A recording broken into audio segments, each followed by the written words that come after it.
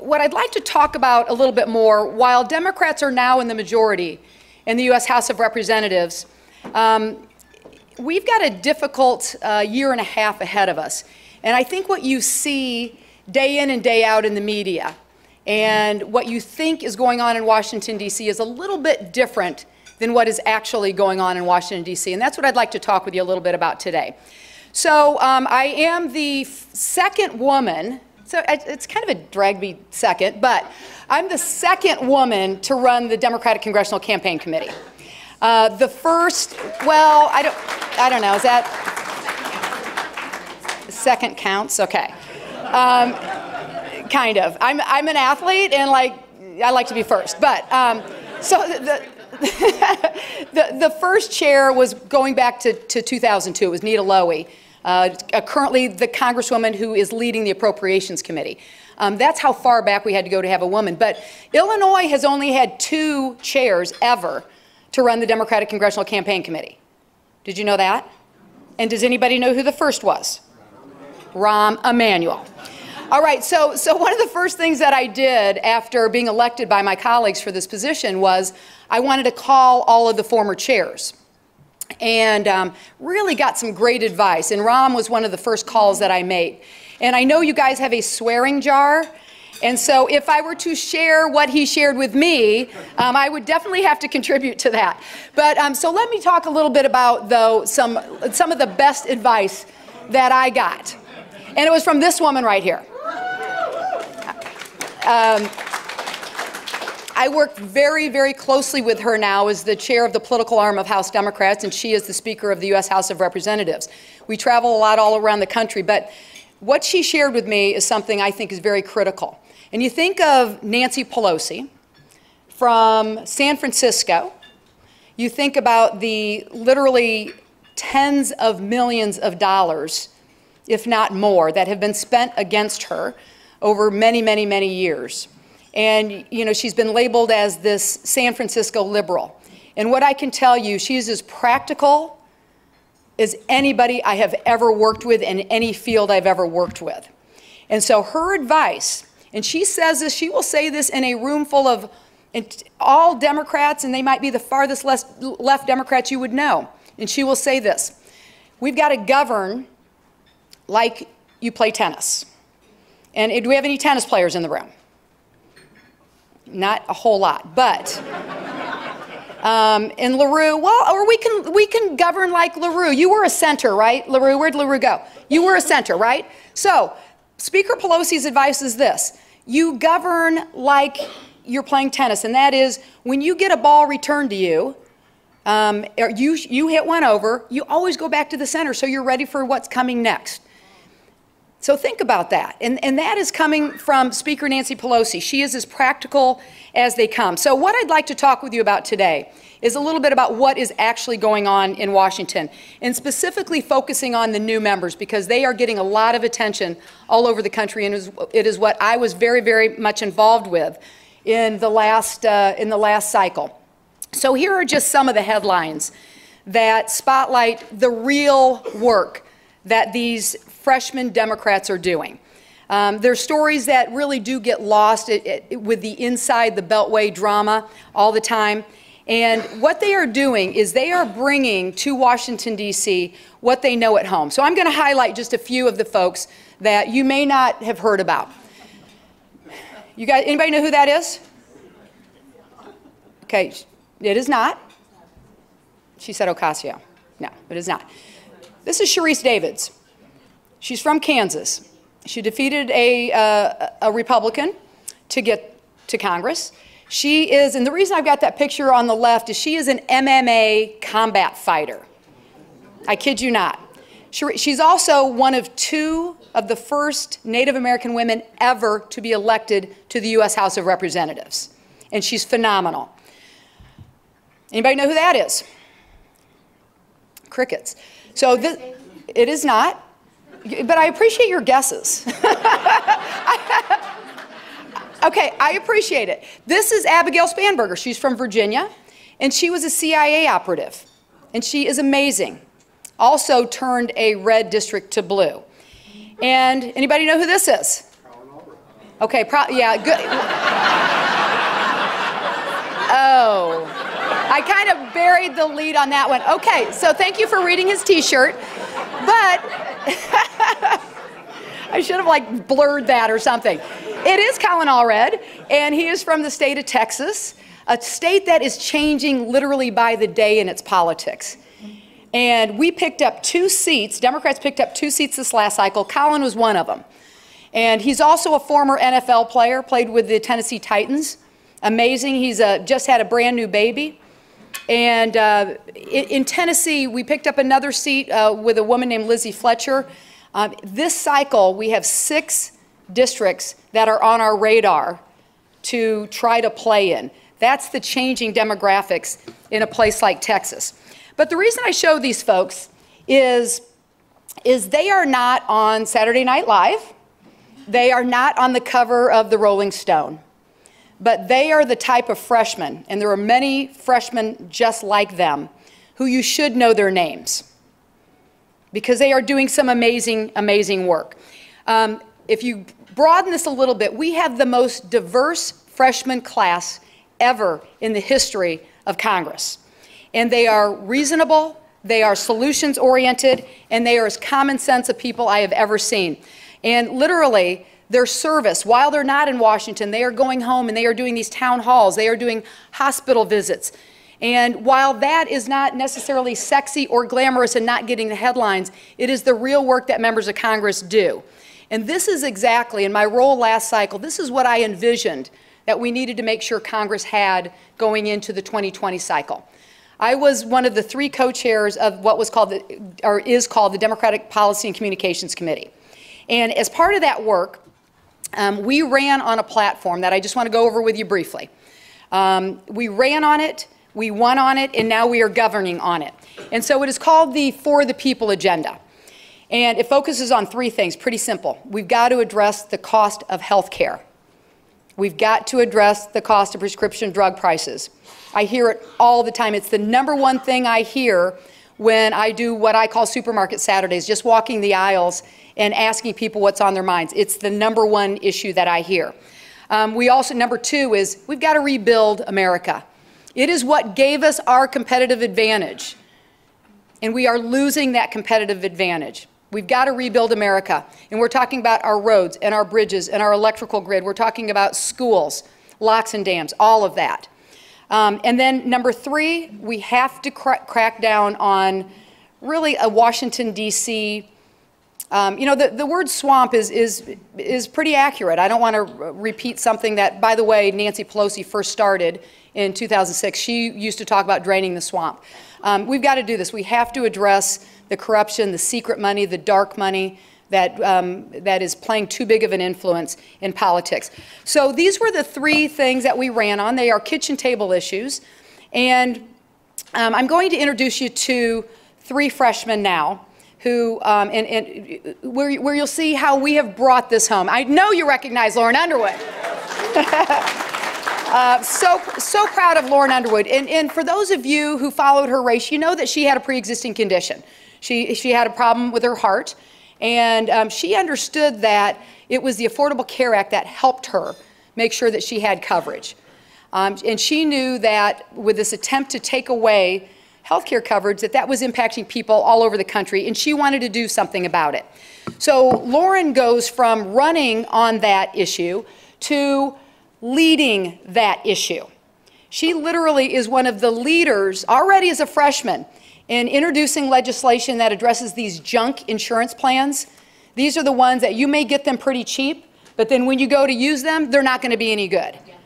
All right, so she is a leader on that. She is also a leader on making sure that we do bring down the cost of prescription drugs. If anybody here has diabetes or has a child with diabetes or a grandchild with diabetes, you know that the price of insulin keeps going up and up and up and up. And now it can be as much as $2,500 for a month of insulin.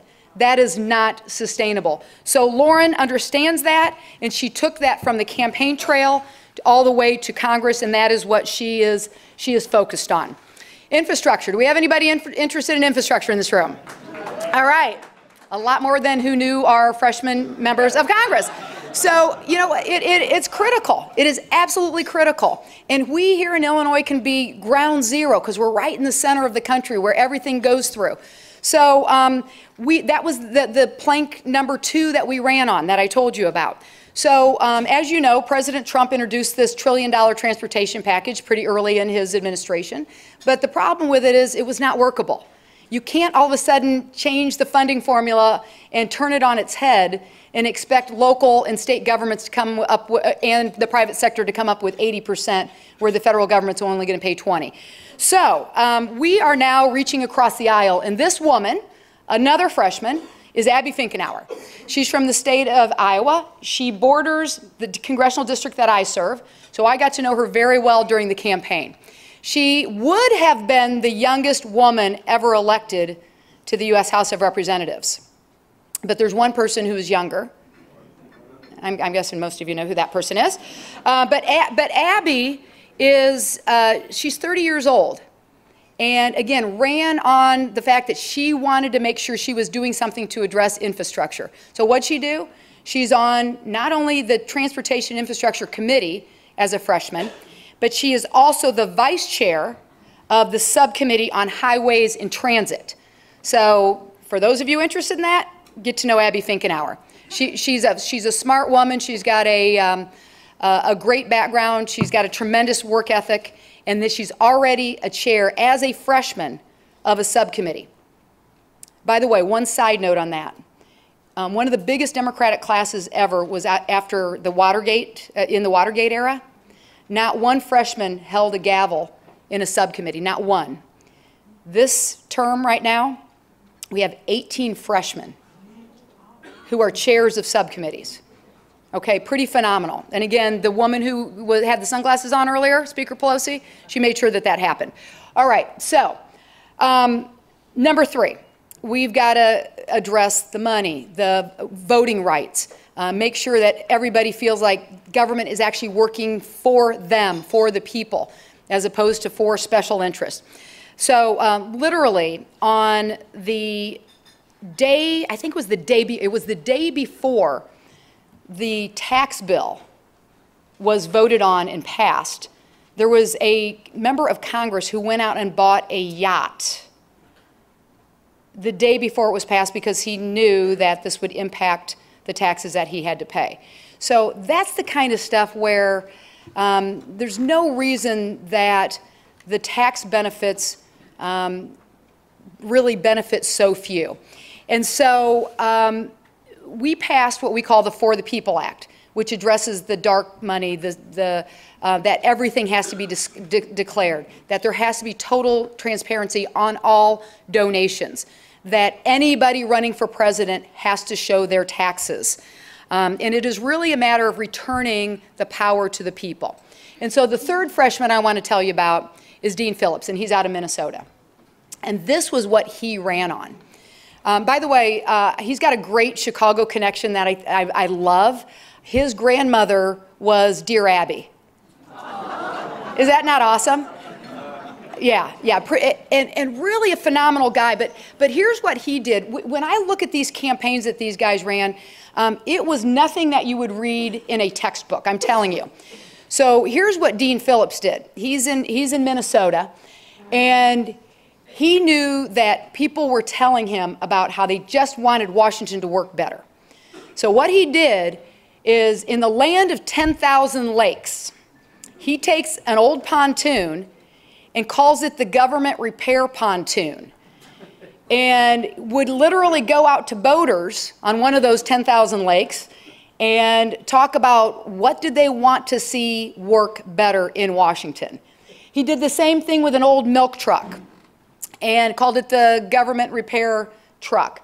And that was made the same year that there was a Democrat back in that district. It had been decades, like literally decades since there had been, I mean, obviously an old milk truck like that. So, and then, we have any fishermen or fisherwomen in the, okay, so you probably know what that thing on the bottom left is, right? It's a, what do you call it, an ice hut? Ice house, fish shed. What? But anyway, he mounts that on a trailer, And he drives that all over the place and has office hours in that so he can listen to people. So this is the kind of campaign that we saw all over the place. And now what is he doing to bring it back home? He is right off the bat has begun doing town halls so he can continue to listen to people. So he's actually operating as a public servant should operate. So we've got a few other members across the country who are following this kind of campaign, this kind of public service, and I just want you to take a look real quickly at this. Democrat Xochitl Torres-Small has finished ahead by a slim 1-point margin. Democrat Andy Kim has been declared the winner in New Jersey's House race. It was a rematch from the 2016 race in Congressional District 2, and this time Democrat Angie Craig came up on top. My district is enormous and incredibly diverse. This is the district that I grew up in. It's about 50% suburbs and exurbs. If you're going from the southeast to the northwest, it can take up to 8 hours. We have some of the best beaches. About 50% rural. We absolutely would need to put in a good music list because the radio doesn't work everywhere. Certainly from my area, it's very much a Phillies, Eagles area. My district, no matter where people live, the theme is people just want an opportunity to earn a good life. Healthcare. The cost of prescription drugs. A job that can pay a good wage. Investment in infrastructure. The cost of childcare. Climate change. Access to a quality education. Issues where the rubber hits the road. And the kitchen table issues that impact their lives. We may disagree on 10 things, but we can all find something we agree on, and usually that's a love for New Mexico, a love for green chili, and a love for the outdoors. They want an opportunity to work hard and to have a shot at this thing we call the American dream. When we reached out to everyone, folks believed in that. It's about making sure that we are showing that who I am in that town hall in the most conservative areas of my district is the same person that's down here in Washington fighting on their behalf. Only 2 sessions for the last 40 years my seat has been represented by a Democrat. And I believe part of the reason I'm here is because I showed up everywhere. Because I listened to everyone. It's a district that Trump won by 6 points. It's a tough district for Democrats. We've only had one Democrat in this seat for decades. Many of these communities feel like we've forgotten them. I'm thinking about what matters to the people that I serve. When I was thinking about running here, people told me that this was unwinnable. But these are the exact types of districts that we need to win to be able to continue to build out.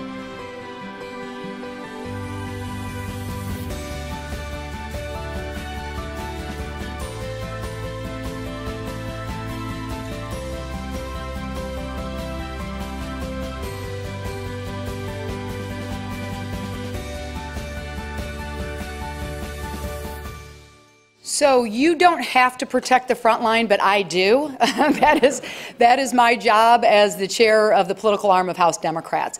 And just for kind of a lay of the land on that, we now have 31 Democrats who serve in Trump districts. Those are 3 more of them. I happen to be one of them as well. And so I consider this, while we have a 17-vote majority in the U.S. House of Representatives, I consider that a very fragile majority. So my advice to whether it's the folks that you saw here today, whether it is people who are looking to run, and we've got 33 battleground districts all over the country that we hope to play in, you've got to be hyper-local. So I got a question earlier about the impeachment talk.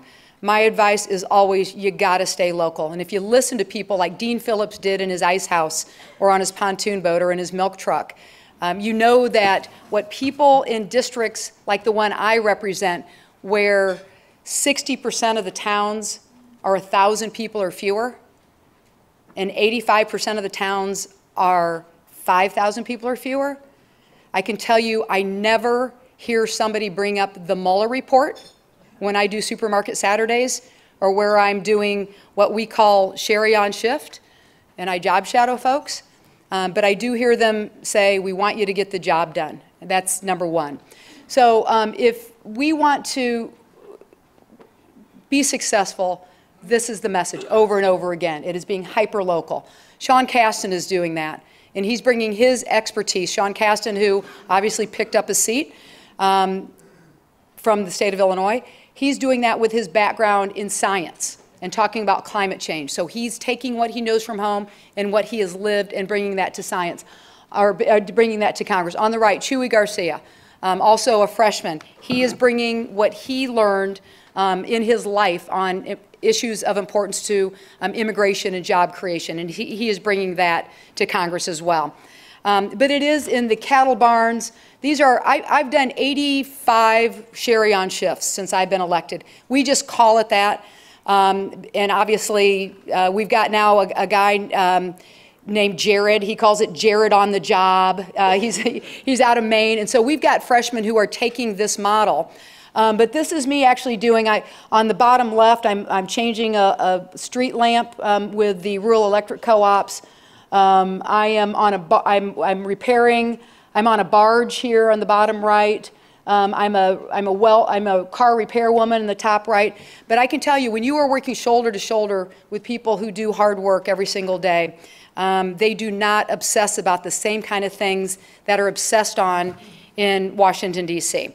So it is the folks in our brand new freshman class, again, 40 flipped seats from the 2018 cycle. That's phenomenal. 60 plus brand new members who have now held more than 200 town halls throughout this country. So they're listening to people.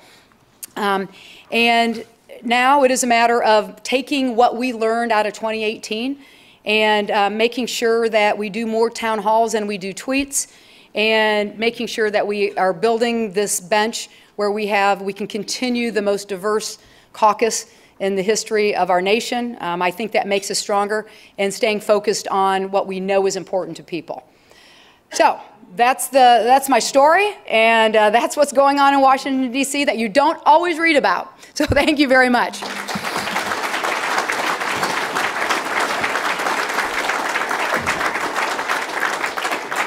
Do we have time for questions? Absolutely. Okay. Absolutely. Thank you very much, You're welcome. Congresswoman.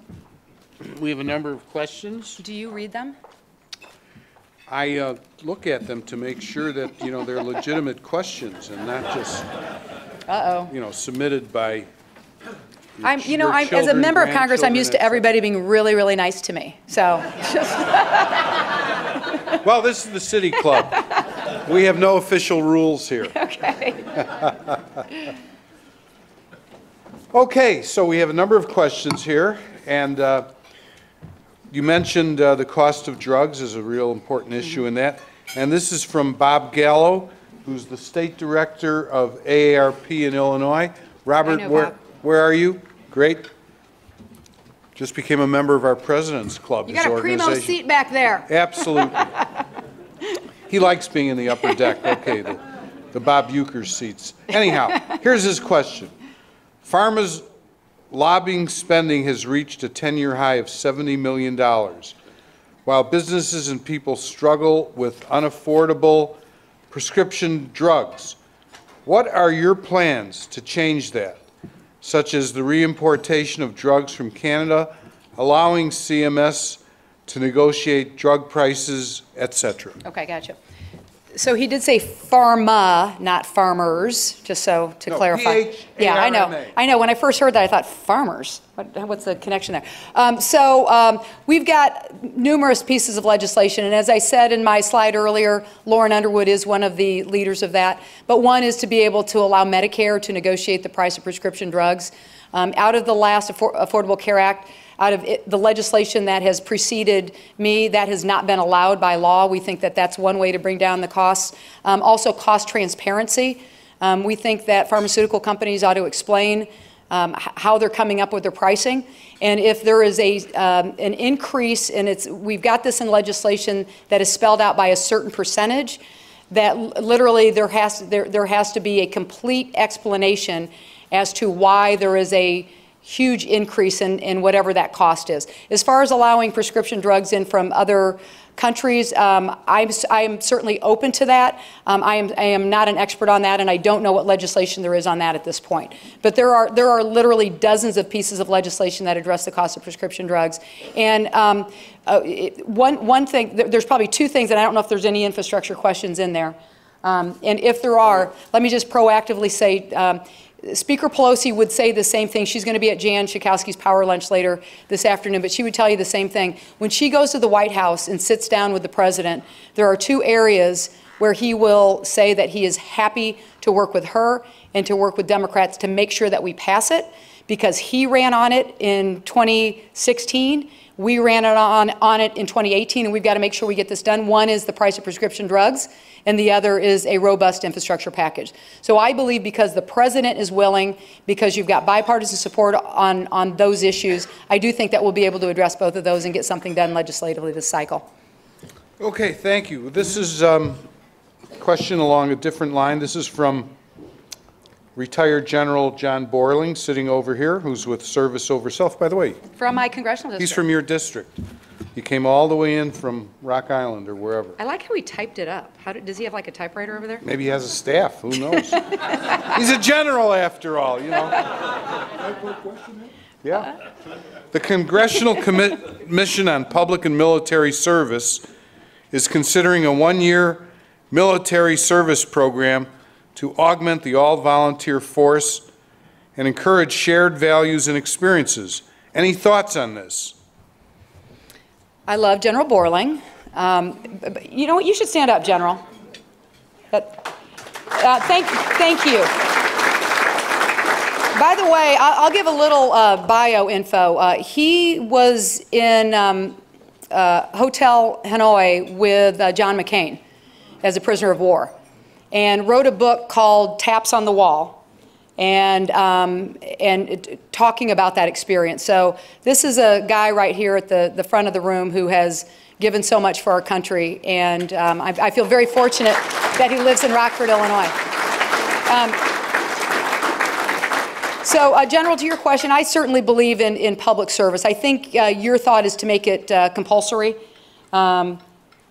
Yes? With exemptions. So I think that takes a lot deeper answer and a lot deeper evaluation. But I certainly believe in public service, and it just kind of depends on how we incentivize the public service. Whether it's through kids who go to college and we help with their reimbursing them on their student loan debt. I mean, there's a lot of different ways we can address this, and I know you have briefed me. Yeah, and I know in that, as he said, that is part of it. But I think we should look for ways to incentivize public service. We certainly need that. I believe that it's through public service that you can change the world, however that looks. I'm very proud to serve in Congress, even though I'm in a profession that is very unpopular. I know that every day I walk into the office, we are in a position to help people. And the other behind-the-scenes things that members of Congress do is we work with individuals who, by the time they come to our office, have just had it. And it could be a veteran, it could be an immigration issue, it could be a senior on a Medicare or Social Security issue. But in the time I've been in office, we've closed 5,500 cases, and I consider that 5,500 people and families that we've been able to help. And those are the kind of things that get zero headlines, but it's something that it makes me very proud to be able to have great caseworkers in our office to be able to help like that. But so, General, thank you for that question. Okay, thank you, and thank you for that answer. This is from Terry Weaver, who's with the University of Illinois at Chicago. Her question is, how can universities partner better with rural communities to meet their needs? We need you. We need everybody to help partner on this issue. It has to be a local, state, federal, private sector, public sector, educators. DNR is part of the answer. Illinois Rural Development, which Colleen Callahan used to run, is part of the answer. But if we don't invest in our rural communities, it will be devastating for the state of Illinois. I mean, as you know, we are in Chicago right now. This is our economic centralized engine, but still to this day, ag is our biggest economic driver. And so we can't forget the folks in my part of the country. I already explained to you my congressional district. And while Jay, in his introduction, talked about the Quad Cities, Rockford, and Peoria, in between that are 11 other counties that are almost all rural. It's a 7,000 square mile congressional district, 14 counties, borders Wisconsin, borders Iowa, and it's almost all rural other than those slightly bigger areas of the Quad Cities, Rockford, and Peoria. And rural broadband has to be one of the highest priorities. It has to be, because we will continue to be left behind if we don't get on board with that. It's what the rural electric co-ops did for our smaller towns back in the 40s. And we need that to be kind of the new electricity for these rural towns, or we will continue to be left behind. But to the universities, though, we need your help on this. Thank you. Okay, thank you. We have several questions. You mentioned infrastructure. City Club member Greg Hummel. Where are you, Greg? Right there? Also from my district. Okay. Ray Drake with United Parcel Service. Ray, where are you? Okay. Barb Cornu, she's with the Active Transportation Alliance. And back there. Brian Umbright, where are you at, Brian? Right over there. Okay, good. They all ask questions about infrastructure. And for example, they range from what are the keys to passage and enactment of a $2 trillion infrastructure bill before 2020 rather. Typically, transportation and infrastructure funding has had bipartisan support. In most cases, the result is inaction. What will it take to make it happen? Do you think it can happen? Barb, with the Active Transportation Alliance, how can you advocate for the upcoming Illinois Capital Bill to improve highways and bridges and make streets safer for pedestrians and bicyclists? General questions with regard to infrastructure. Okay. All right. Well, as I said, I believe this is one of the two areas that we can actually make some pretty good progress on. I do believe that. So as you read in the news, the Speaker, along with Chuck Schumer and then some other leadership in the House and the Senate, Democrats, went over to meet with the President. And, you know, they went into this meeting thinking we were going to talk about a $1 trillion infrastructure package. And somehow, as the discussion went on, it ended up at 1.8 trillion. So, and as you read, what was the number that was reported out of that? 2 trillion. So I was with the Speaker later that night at an event, and I asked if she would share what happened over at the White House in this meeting, and apparently they got, through talking, they got up to 1.8, and the President says, you know, 1.8, let's just make it 2. So that is how this $2 trillion figure came about. So very, very deep thinking and planning on that one. But there is a Peter DeFazio who has come to Chicago. I think some people in this room were at that event where we had a discussion on infrastructure. Peter DeFazio is the chair of the Transportation Infrastructure Committee in the House. And in the bill that he's behind, there are 3 funding sources that get to $1 trillion. So it is real. It is not something that is kind of this fake proposal that's out there. And here's what it involves. And you're probably going to have people in this room who are going to be on both sides of these formulas. One is it's called Penny for Progress, where it would increase the gas tax by as much as 1.5 cents per year. No more than 1.5 cents per year over the course of several years. And then that money would be bonded to obviously stretch that out over the next 10 years. Number 2, it would allow airports to set the passenger facility charge at the rate that they need to make improvements at airports. Again, the airline industry is not overly excited about that, but airport leaders are. Right now it is capped at $4.50. And then the third is there's a harbor maintenance trust fund that the federal government has taken out of for the general fund use for many, many, many years. This bill would call for the money in that harbor maintenance trust fund to stay where it is. And that gets to $1 trillion. And so how we get to $2 trillion, obviously there would have to be some other funding sources. And I think the other part of that is keep in mind that infrastructure, and I know everybody in this room knows, is a lot more than roads and bridges. It is also locks and dams. It is also the power grid. It is also schools. It is also rural hospitals. It is all of those things. So actually, it is not just the Transportation Infrastructure Committee that will be voting on what we call infrastructure. It will come also out of the Energy and Commerce committee when you're looking at things like rural broadband and those sort of things. It'll come out of the labor committee. So there will be many, many sources of probably 3 or 4 different committees where this will come out of.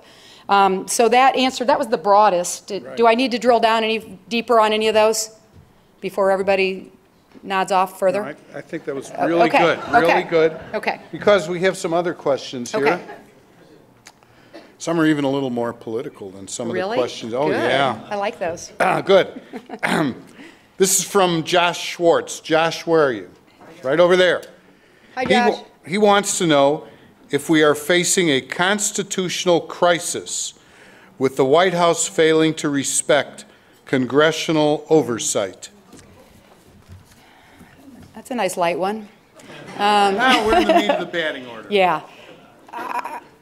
I think we should be very concerned over the Attorney General of the United States of America not being a candid, why don't I word it that way, in his testimony before the Senate Judiciary Committee.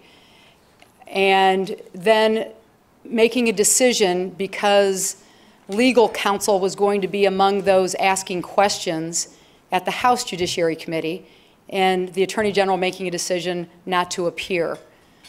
I think we should be very concerned about that. And when the statement is made that there's no precedence for attorneys doing the questioning, all we have to do is think back to the Kavanaugh hearings. I mean, it wasn't that long ago. And, but I think we should also listen very closely to what Speaker Pelosi is saying about impeachment. I mean, think about what that does to the country. And I'm a former reporter. What I did for most of my career, I was a reporter, and I was an investigative reporter for a number of years. And you know, I think you've got to be guided by the truth in everything you do. And I don't have a problem with any of the committees, the Oversight Committee, Judiciary, Foreign Affairs, what am I leaving out? Intelligence. Yeah, oh yeah, that's a big one. Thank you. With them seeking the truth. But the other thing to note is while all of this has been going on, do you read about the 20 hearings that we have had on health care? Do you read about the 25 hearings we have had on infrastructure? So the real work is being done while it is impeachment and the Mueller report that gets all of the attention. I guess what I would say is we always have to seek the truth, and that is very, very important that we, the redacted report, in my opinion, we need at least the Intelligence Committee, the Oversight Committee, at minimum, need to see that. And then members of the House and the Senate need to be able to go in the safe and secure room where nobody can hack it or spy on us, be able to read that. You know, it's not, we are not going to get to the truth, the ultimate truth, unless we know exactly what's going on. So, but I think there's grave concern right now with the Justice Department ignoring that the Congress wants to hear more about what is happening in this investigation. Okay, thank you. This is from Marcus Morrow. Marcus, where are you? In the back? Not a City Club member. Marcus, give you the same opportunity that we give 2,500 other people. $50. Cash, credit, check that won't bounce. Oh, he's got it up in the air. Great. Now we'll read your question. You can become a member of the City Club. Otherwise, you don't read it. Hey, we have to have some discipline. Okay. Way to go, Marcus. He's with the Alzheimer's Association, Yeah. and he wants to know basically what's happening in Washington with regard to Alzheimer's research in the fight to end Alzheimer's and related dementias. Well, that would be through the National Institutes of Health. And actually, last legislative session, we passed the 21st Century Cures Act that added more money to research. I can't tell you the exact numbers on Alzheimer's.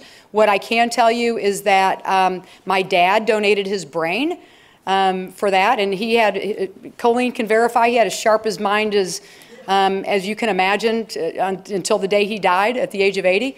But I think he entered this study because of my mom, whose brain might not be quite as sharp. And so they went through this annual evaluation, and so they could, test their cognitive abilities. And then he donated his brain to science after that. So I know that doesn't answer your question specifically, but I thought I'd share that little personal family story.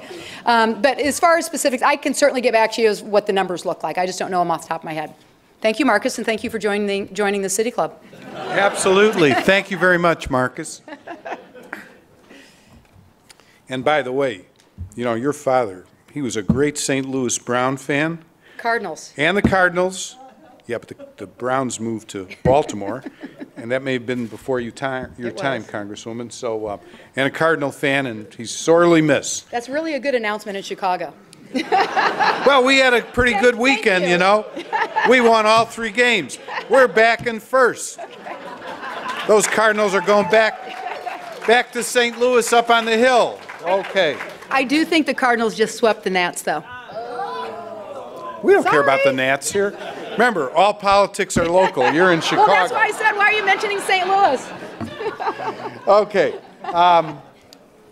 We have, this is an interesting question.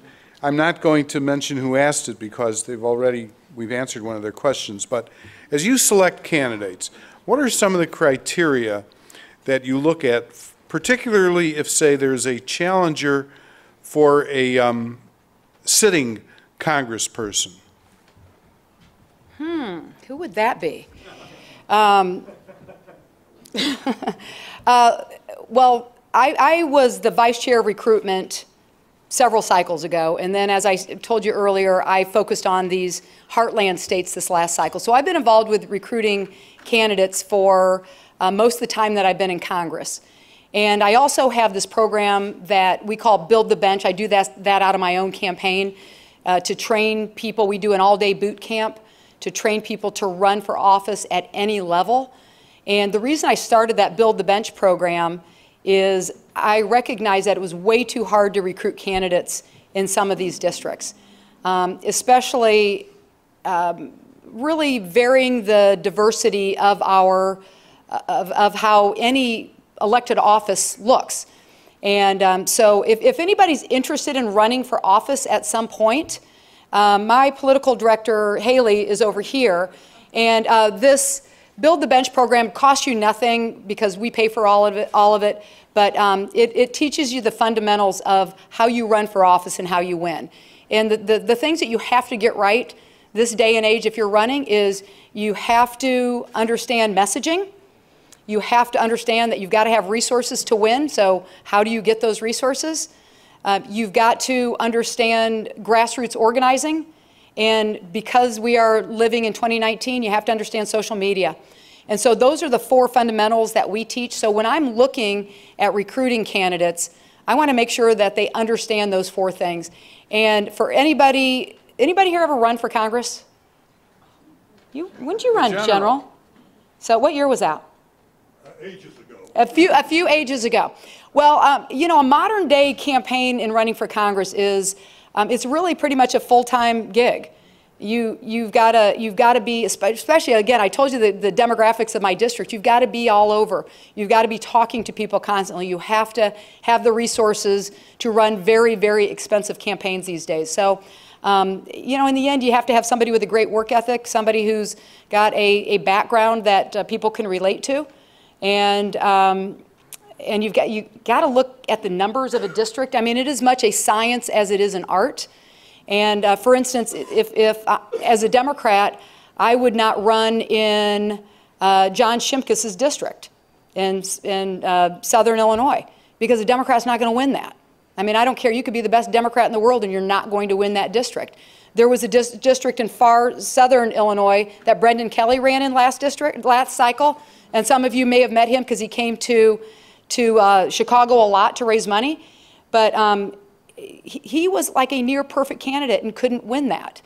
A Catholic guy, a military background, church going, a father, a prosecutor, like a perfect profile for that district, and couldn't win it.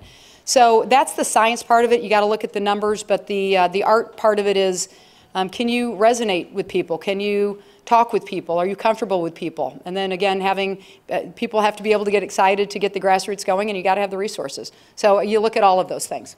Okay. That sounds like a very exciting program that you're getting potential candidates involved in. Yeah, it's I'm great. just wondering because Sherry and I first met many years ago when you were in the Illinois Women in Leadership program. And they always had me in as one of the male piñatas to do a session for you. And I've been poked and jabbed many times, and she's just fantastic. Okay, so I'm biased. In fact, you have a lot of fans here. Jerry Lathero, you're with Lathero and Degnan. Jerry, where are you? He's right there. He wants to know if you're considering running for president. And if not, why not? He wants to know why not. Yeah, we need more people to run, don't we? The answer to that in a word is no. No, I am not considering running for president. I don't think we need anybody else to get into this race. But I am excited about some of the candidates. And I do know that whoever is at the top of the ticket on the Democratic side matters a lot on how well I can do my job protecting the people who are in Congress now in these very, very tough districts and making any kind of gains. And if we end up nominating folks in my part of the state in districts like this cannot relate to, I don't think things are going to go very well in the job that I'm in right now. I just think it's absolutely critical that we've got the right nominee. I won't tell you who I think is the right nominee, but I do think that we've got several people who are good. And however you want to look at this, because I'm thinking about who's from the Midwest who's running, and I think we just have, what, Amy Klobuchar and Pete Buttigieg? Is that it from the Midwest? I don't want the Midwest to be overlooked, I can tell you that. So whoever the nominee is, it's more than just Iowa and winning that first in the nation caucus. It is not forgetting the kind of people who I just talked to you about. I have a town called Hamlet, Illinois, in my congressional district. The population is 48. And I made this decision, I'm like, I want to go door to door there just to see. There are 16 homes in Hamlet. And it was so interesting. I'm walking down this little side street. I can't remember if it was a Saturday or Sunday. It was a weekend. It's hotter than heck. And all of a sudden, there's this woman driving her John Deere Ryder tractor down the middle of the road and yelling at me. And for whatever reason, she was yelling at me. So I go over there, and she wants to know, her house was just down the road a bit. She wanted to know if I would stop by and have a glass of Guinness with her and her husband and her son. They're hog farmers. And they loved John McCain. And John McCain had just passed right before this. And they wanted to toast John McCain. And, so these are people who are, think about that. They're hog farmers. She's out on this weekend on this hot day on her John Deere, and I'm just, this person walking down the street and she wants to toast John McCain. But I want to make sure that who's ever running has those interactions with people and not just on a phony level. Because I see there's plenty of phony level politicians. But you got to get to know people and their struggles. And that's why I do those supermarket Saturdays and have since I was first elected. That's why I do my Sherry on shifts and stand shoulder to shoulder with people. And was that our last question? Yeah, I have one final question after that. Okay, but I want to share one story of just my last Sherry on shift I did was just a week ago.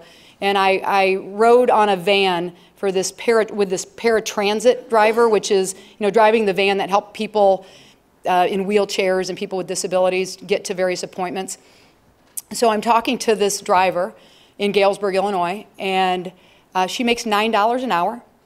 She has not gotten a raise in, she couldn't remember how long. She thought maybe 10 years or so. And when I always ask what people do for fun because it gets to their discretionary income. And so I asked what she did for fun, and she said, oh, I watch my neighbor kids play. Not a vacation, and God knows how long, not a raise in a decade or so.